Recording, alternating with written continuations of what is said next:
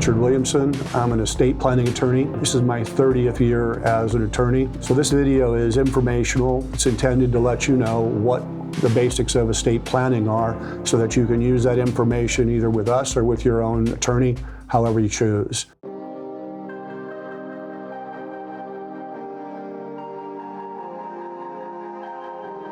All right, so we've covered the job of a trustee, the universe of a trustee, the taxes that come into play when you're doing this administration. So let's go back to one of the notices. So one of the notices that needs to go out is the notices to the named beneficiaries and to the heirs at law. Now, once the notice goes out to the heirs at law, you're done. That's what you gave the notice, or if you don't know where they're at, last known address, just follow the rules. But once you give the notice, then you're done with them. So now you're back to, well, the three named beneficiaries or however many named beneficiaries there are. So normally when you're administering a trust, it takes time.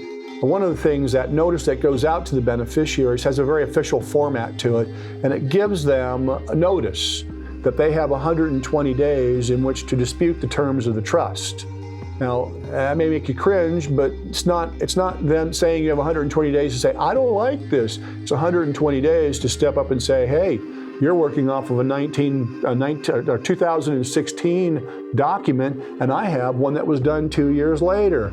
It's their ability to step up and say, that's not right, okay? But in most cases, that's not what's going to happen.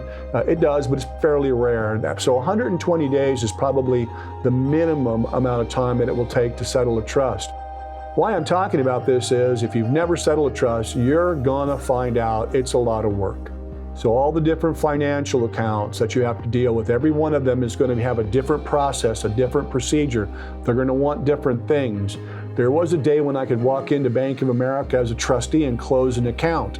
Can't do that anymore. Now you walk into Bank of America, they take the information and they send it off to their estates division. And then their estates division turns around and sends you a letter that says, here's the things that we need. So it has become more of a process to get through that. And if you multiply that by each of the financial institutions that you have to deal with, all of a sudden you realize it's going to be a bit cumbersome to do this. Then there's always the issue of tangible personal property.